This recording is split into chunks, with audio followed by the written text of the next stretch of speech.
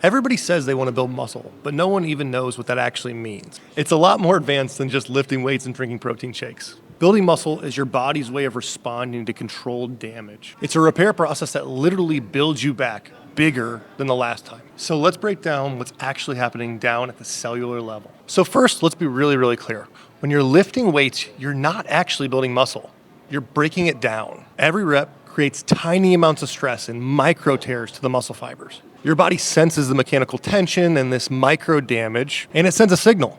This is hard. I need to be stronger next time I deal with this signal. It's a lot like tearing down an old wood bridge to build it back with metal. But inside the muscle, that mechanical tension is creating a signal for the mTOR pathway to turn on. The mTOR pathway is like the master switch for protein synthesis. You don't get any if it's not turned on. When the mTOR pathway is on, it tells the ribosomes to make more protein. Think of the ribosomes like your cell's construction crew. So as you can see, what we're doing in the gym is not building muscle. In the gym, we break down muscle, but we cause the signal and we turn on the pathways that help us rebuild bigger and better. But recovery is where we actually build the muscle. So what building muscle really is when protein synthesis exceeds the amount of muscle breakdown. So if you break down too much muscle with too little protein synthesis, you'll end up losing muscle.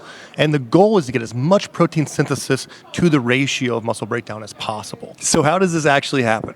So after you train, your body floods those muscle cells that you broke down with a lot of amino acids. Amino acids are the building blocks of protein, and they immediately start repairing those damaged fibers you broke down in the gym, which leads to those muscle fibers getting stronger and denser and bigger.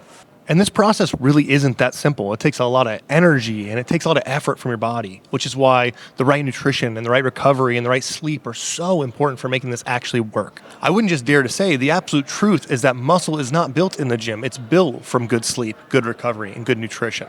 All the gym is a signaling process. And outside of nutrition, hormones play a massive role in building muscle. Testosterone, growth hormone, IGF-1, these all play a huge role in protein synthesis. Other hormones like insulin help shuttle things where they need to so we can help that recovery process happen. And some hormones aren't good. Hormones like cortisol blunt these effects. In your body, cortisol actually makes you break down more muscle in the gym and makes the recovery process that much harder. So if mTOR is the pathway that's going to lead to building more muscle, think of hormones as just a efficiency crew coming in and making sure everything is optimized and working as best as possible. And more than just your muscles, even your nervous system is adapting when you're training hard. Your motor units start firing more effectively. Your body gets better at recruiting more muscle fibers. This is why even if you're not putting on a lot of muscle mass, you'll find that you're getting a lot stronger day to day, especially in new people. In new lifters, you'll see them put on a lot of strength right away, or if you've taken some time off, in those first few weeks you get back, you'll put a lot of strength on right away. And this has nothing to do with putting on tissue. This just has to do with your nervous system adapting and giving you more use of the tissue you already have. After you get done training, your body is going to be in this temporary catabolic state, broken down, inflamed, and searching for the materials it needs to rebuild. This is why post-workout nutrition really does matter, and anyone tells you it doesn't know what they're talking about. Consuming fast-digesting proteins that are rich in leucine, things like chicken or eggs or whey protein isolate to be the best option, these things stimulate the hell out of your mTOR pathway, and that flips you into that recovery process even faster, creating that protein synthesis harder and longer.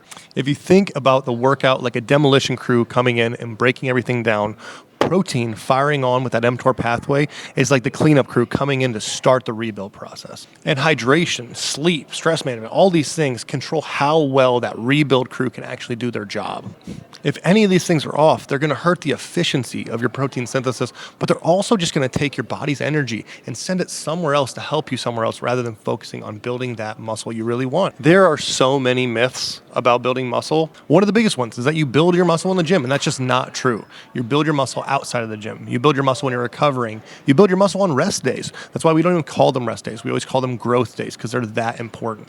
Another one is that you can out-train your diet or out-train bad sleep, or you can out-train bad recovery, and it's just not true because remember, the training doesn't actually cause the growth. Those other things are what cause your body to actually grow back bigger. So if you're hurting the growth side of things, you might end up with a body with a really great demolition crew and a horrible reconstruction crew. And you're just going to break your muscle down more and more week over week and not get better. And one of the biggest myths is that toning or toning up these muscles on your body is even possible. And toning is a funny word.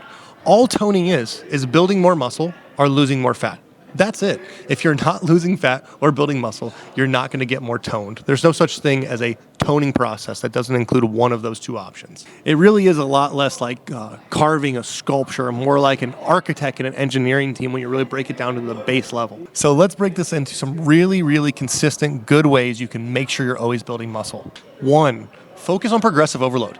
In the gym, you should be gradually increasing reps, increasing weight, increasing volume, increasing the difficulty of the stimulus you're dealing with week over week, day over day, month over month, year over year, all these different factors. Because if things aren't getting progressively harder in the gym, you are not going to continue to see progressive growth. You have to fuel and recover, making sure you get at least 1 gram of protein per pound of lean body mass, and making sure you get at least 7 to 8 hours of sleep every night are 2 of the most tantamount things that'll make sure you build the most muscle.